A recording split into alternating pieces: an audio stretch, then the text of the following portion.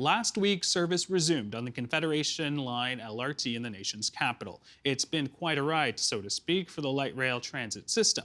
With us now to explain, Sarah Trick. She is an Ontario Hubs editor, and she joins us now from Ottawa. Hello, Sarah. Hello, Jan. All right, so let's quickly go through sort of the timeline of the LRT project. So the project started in December 2012. The Ottawa City Council approves the project that year. Construction would start in 2013, September 2019. Whole 6 years later and a whole year overdue, the Confederation Line launches. Less than a month later, October 2019, multiple service disruptions due to technical issues occur. Between 2019 in December to 2020, there are a number of technical issues continue. Fewer trains are in service as well. And then we move into 2021. August 8th, 2021, the first of derailments. An empty train derails, no injuries, thankfully, in that one. September 19th, 2021, just a month later, a train derails, damages hundreds of meters of track. Service is suspended. Dozens of people are in the train, but thankfully no injuries there as well. And we move on to November 12th, 2021, several months later. Partial service resumes. This was just last week. And then just this week, November 17th, 2021, the Ontario government announces a public inquiry. A very busy timeline for this light rail project here. Sarah, let's break it down a bit. This project has a price tag of about $2.1 billion, has lots of issues. Let's start off with the first one. Why was it delayed a whole year? Well, Jan, there's no single response to that. Some background here. So the train was built and is being run by a consortium of transit companies that's operating under the name of Rideau Transit Group. So Rideau Transit Group had to construct the trains, and then they were supposed to hand it over to the City of Ottawa, after which the City of Ottawa was going to complete its own testing. So there were a lot of issues with the actual construction. I think the biggest one was the sinkhole that happened in 2016. It was a massive sinkhole underneath Rideau Street that opened up there and really delayed the construction of the underground tunnel.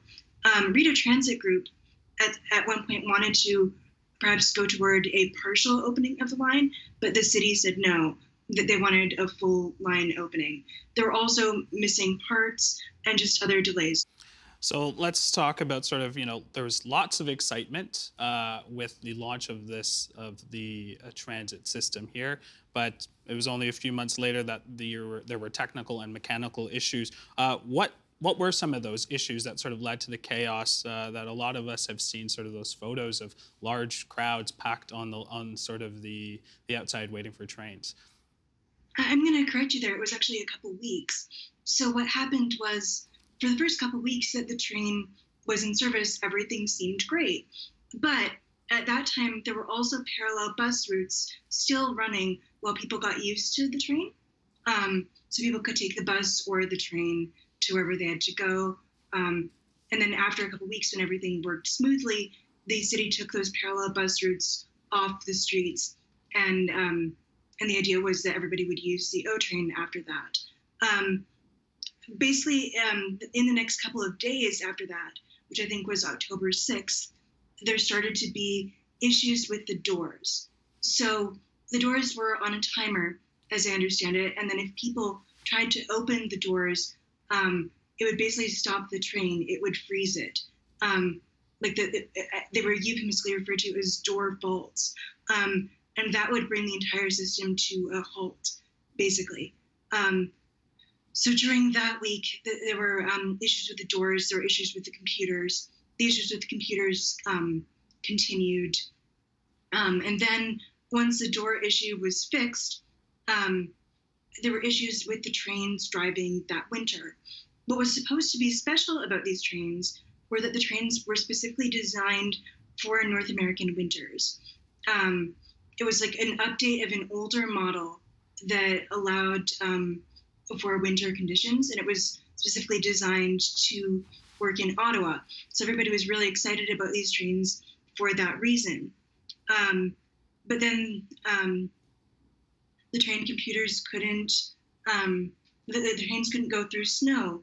The switches on the trains would freeze, things like that. And so there was a lot of technical issues surrounding that winter. Now, derailments are fairly serious events. I'm curious about the most recent one, the one in September. What exactly happened in that case that caused, the train to completely fall off and damage hundreds of meters of track? On the September derailment, um, the train came off the tracks, traveled in a derailed state, including over a bridge, and then eventually came to a stop when it collided with with the signal box. And in that case, the train was out of service for 54 days, and it came out in a Transportation and Safety Board report that the second derailment was due to, and I'll quote here, inconsistent and incomplete maintenance following the first derailment. So maintenance procedures were not logged correctly, and certain procedures that needed to be done after the first derailment were not completed properly. So, Sarah, the Ontario government just announced a public inquiry. What can we really expect from that, and what should we know about it? I'm not sure what to expect from that because the parameters of it have not been announced as of now. I do know that there have been a couple of motions in City Council for a judicial inquiry, both of which have been defeated, partially because of the amount of time that such an inquiry would take. The provincial inquiry will not have the same scope as a judicial inquiry would, but I guess it's hoped that there will be more answers brought forward by it. Well, we'll keep an eye out on that. And as we know, service resumed just last week. So I know a lot of people will be looking at that as well. Thank you so much, Sarah. Really appreciate it. Thank you.